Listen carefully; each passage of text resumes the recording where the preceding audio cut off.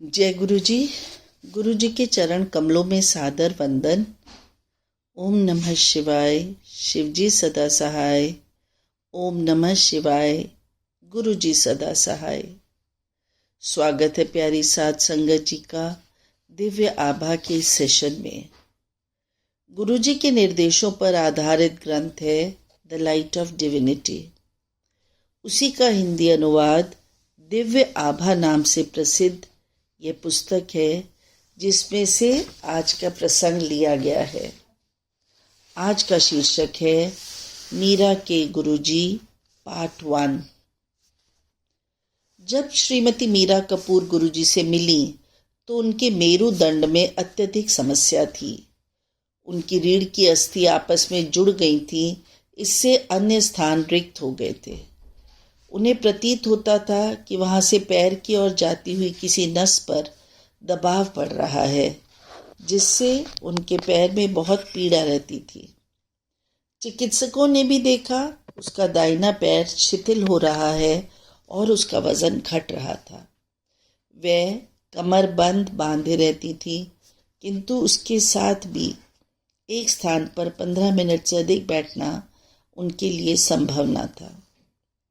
गुरुजी के पास प्रारंभिक दर्शनों में वे अपने साथ तकिया लेकर आती थी, ताकि लगातार संगत में बैठने में कठिनाई ना हो। परंतु गुरुजी ने उसे यह करते हुए देखकर तकिया लाने से मना किया। जब उसने उन्हें चुपके से लाने का प्रयास किया तो बहुत डांट पड़ी। अंततः वह भूमि पर बैठी और घंटों तक बैठ सकी। मीरा ने गुरुजी के दर्शन पहली बार 3 अप्रैल 1995 को ग्रेटर कैलाश में किए। गुरुजी ने उनसे पूछा कि वे किस रोग से निवृत्त होना चाहती है। पूरा वृत्तांत सुनने के बाद उन्होंने तुरंत कहा, चलो शल्य क्रिया करते हैं। वह भयभीत हो गई। गुरुजी उसे एक कक्ष में ले गए और वहां पर एक चम्मच उसके शरीर के रुग्ण भागों पर रखा। फिर उसकी गर्दन दाएं और बाएं दोनों ओर बहुत जोर से मोड़ी। मीरा को अत्यधिक पीड़ा हुई। उसके संभलने पर गुरुजी बोले, उसके पैर का उपचार वे जालंधर में करेंगे। इस क्रिया के पश्चात मीरा की पीठ का दर्द समाप्त हो गया, पर उसके जोड़ों में वेदना फिर भी बनी रही। उसके हाथ की उंगलियां सूजी हुई थीं और जोड़ों पर बड़ी बड़ी गांठें बनी हुई थीं। एक दिन मीरा ने सदगुरु को अपनी समस्या से अवगत कराया। गुरुजी ने उससे बात करते हुए उसका हाथ अपने हाथ में ले लिया और धीरे धीरे उसकी मालिश करने लगे। बातों में मीरा को इसका आभास ही नहीं हुआ। वे उनको बताती रही कि उसके हाथ में कितनी समस्या है। अंत में गुरुजी ने उसको टोका और अपने हाथ को देखने को कहा।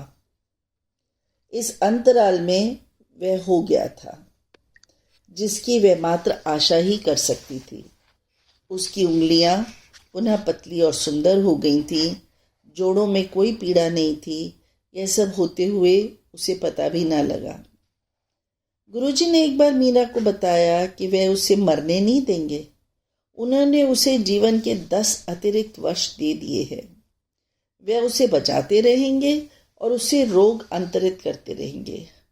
उनके ये शब्द अनेक बार सत्य सिद्ध हुए हैं। पथरी भरा पित्ताशय। मीरा को अत्यधिक उदरशूल हो रहा था। चिकित्सा परीक्षणों से पता लगा कि उसके पित्ताशय में पथरियां भरी हुई हैं। सबसे बड़ी आधा इंच तक मोटी थी। चिकित्सकों ने औषधियां देना आरंभ कर दिया, पर यह भी बताया कि शल्य क्रिया ही अंतिम उपाय है। गुरुजी उस समय जालंधर में थे और उन्होंने उनके दिल्ली लौटने पर शल्य क्रिया करवाने को कहा। उसने कहा वह पीड़ा नहीं सह पा रही है। गुरुजी ने अपना हाथ वहां पर रखा और उसकी वेदना समाप्त हो गई। मीरा ने गुरुजी के लौटने की प्रतीक्षा की और आने पर शल्य क्रिया करवाई। उसका पित्ताशय सफलतापूर्वक निकाला गया। मीरा को स्वास्थ्य संबंधी अनेक समस्याएं थीं। उसके मधु का स्तर लगातार ऊपर नीचे होता रहता था। इसके कुप्रभाव से उसकी बाईं आंख की दृष्टि कम होती जा रही थी। मीरा ने सर गंगाराम अस्पताल में जाकर उस आंख का परीक्षण करवाया तो पता लगा कि वहां पर स्त्राव था। चिकित्सकों ने उसे 1 सप्ताह में शल्य क्रिया करवाने का परामर्श दिया। उस दिन मंगलवार था। मीरा गुरुजी की आज्ञा के बिना कोई कदम नहीं उठाना चाह रही थी। उसने उन्हें बताया कि वे अपने पति से तिथि के बारे में बात करेगी। चिकित्सक ने उसे कहा कि आंख उसकी है, ना कि उसके पति की। पर अपनी बात पर अटल मीरा नहीं मानी और गुरुजी के पास चली गई। गुरुजी ने अपने पैरों के पास पड़ी हुई अनेक मालाओं में से एक उठाकर उसे दी। उसकी आंखों का निरीक्षण करने पे चिकित्सक स्तब्ध रह गए। उसकी आंख सामान्य थी, किसी क्रिया या अन्य परीक्षण की आवश्यकता नहीं थी। एक्सरे पर से कैंसर के चिन्ह लुप्त हुए। गुरु कृपा मीरा के पति पर भी हुई है। उनके मुख के अंदर एक श्वेत निशान था। चिकित्सक शंका कर रहे थे कि वे कैंसर है, पर उनको बायोप्सी के परिणाम की प्रतीक्षा थी। इसी बीच दंपत्ति ने सफदरजंग अस्पताल ले जाकर चिकित्सकों को दिखाया और उनका भी वही निर्णय था। मीरा जल्दी से गुरुजी के पास गई और वे बोले, मौज कर। मीरा आश्चर्यचकित थी, पर गुरुजी के वे शब्द तो उसको आशीष थे। बायोप्सी में कोई धब्बे नहीं थे, किंतु पिछला एक्सरे जो रात को 2 बजे लिया गया था, उसमें स्पष्ट चिन्ह दिखाई दे रहे थे। चिकित्सक फिर से स्तब्ध थे। रात भर में वे निशान कैसे लुप्त हो गए? मीरा के आनंद की कोई सीमा ना थी। गुरुजी उसके लिए सब कुछ तुरंत कर देते हैं, ऐसा मीरा ने कहा। चेतना की ओर। मीरा के पति जो वस्त्रों के थोक व्यापारी हैं, वो पंजाब कुछ भुगतान लेने जाना था। उन्होंने दोनों ओर शताब्दी से यात्रा करने का निर्णय ले आरक्षण करवा लिया। पर जब वे संचित किया हुआ धन लेकर जालंधर स्टेशन पर पहुंचे तो धुंध बहुत अधिक थी। उन्होंने रेल से यात्रा ना कर बस से दिल्ली जाने का निर्णय किया और घर पर फोन कर दिया कि वे रात को 10:30 बजे तक पहुंच जाएंगे। मीरा को अगला फोन रात को 1 बजे कश्मीरी गेट पुलिस स्टेशन से आया। उसे बताया गया कि उसके पति खाली बस में अचेतनावस्था में मिले थे।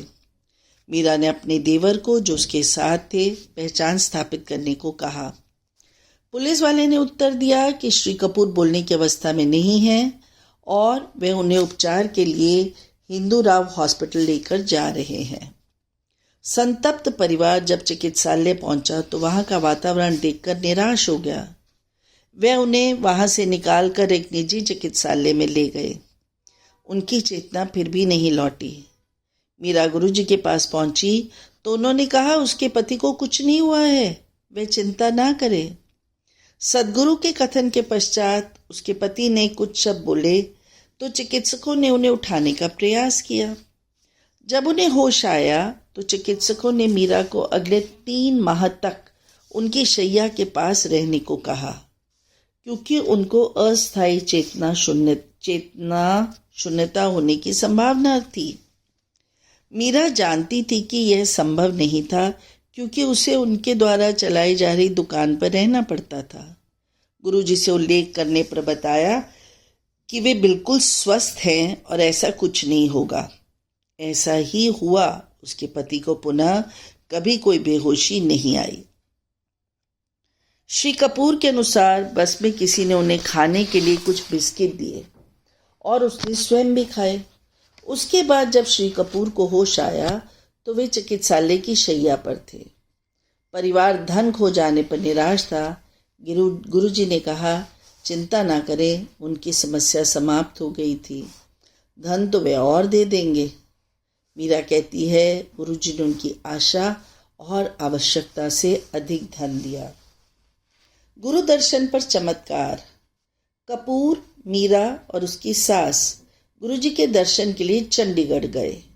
वे रात को पहुंचे। गुरुजी ने उन्हें उसी समय लौटने के लिए कहा।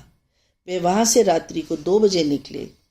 उन दिनों पंजाब में आतंकवादी घटनाओं की चिंताओं के साथ थोड़ी दूर चलकर जब उन्होंने देखा चंडीगढ़ अंबाला राजमार्ग बंद किया हुआ है तो उनकी चिंता और बढ़ गई। उन्हें पंचकूला होकर जाना पड़ा। उस अंधेरी रात को अंधेरे मार्गों से गुजरते हुए, जिन पर रोशनी भी नहीं थी, कोई अन्य व्यक्ति या गाड़ी दिखाई नहीं दे रही थी। परिवार अत्यंत भयभीत था। उन्हें कच्चे ग्रामीण मार्गों से गुजरना पड़ रहा था। मीरा ने दिशा निर्देश के लिए गुरुजी से प्रार्थना की। उसकी सास सोच रही थी, गुरुजी इस समय अचानक कहाँ से आकर सहायता करेंगे। उसी समय खेतों में से बड़ी दाढ़ी वाले 2 युवक निकलकर आए। वे मोटरसाइकिल पर सवार थे। मीरा ने अपने पति से कार रोककर उनसे राजमार्ग की दूरी पता करने को कहा। उन्होंने उत्तर दिया, वे केवल 13 किलोमीटर दूर हैं। मीरा ने कहा कि ना कोई मार्गदर्शक चिन्ह है, ना रास्ता इतना सुनसान है, वे केवल इतनी दूर कैसे जा सकते हैं। उत्तर ना मिलने पर उसने फिर से प्रश्न किया। मीरा और उसकी सास अति भयभीत थे। उसकी सास तो उनको आतंकवादी समझ रही थी। यह सुनकर एक युवक अपना मुंह मीरा के समीप लाया और बोला, राजमार्ग वास्तव में 13 किलोमीटर है। वहां से मात्र 200 मीटर आने पर उन्हें मार्गदर्शक चिन्ह दिखाई दिए, जिस पर 13 किलोमीटर लिखा था। ठीक उतनी दूरी के बाद वे सड़क प्रिंस होटल के पास जाकर राजमार्ग से मिल गई। इतनी सुनसान अंधेरी ब्याहवह रात, खेतों से निकलकर उनको दिशा और दूरी बताने कौन आया था। गुरुजी चाट खाने गए। यद्यपि गुरुजी की सहायता कभी कभी विदित होती है, अनेक बार उनके ढंग रहस्यपूर्ण और निराले होते हैं। उनकी क्रियाशैली और शब्दों को समझने के लिए अपने मस्तिष्क पर दबाव डालना व्यर्थ है। निम्न प्रसंग से स्पष्ट है कि उनकी दृष्टिगोचर क्रियाएं भक्त के कर्मों से संबंधित हैं। कम से कम यही समझ में आता है। क्या किसी को पता है वास्तव में वे क्या करते हैं? गुरुजी ने मीरा और श्रीमती सब्बरवाल को प्रतिदिन बड़ा मंदिर जाने को कहा था। दोनों गुड़गांव में रहते थे। बड़ा मंदिर उनके घर से 20 किलोमीटर की दूरी पर था।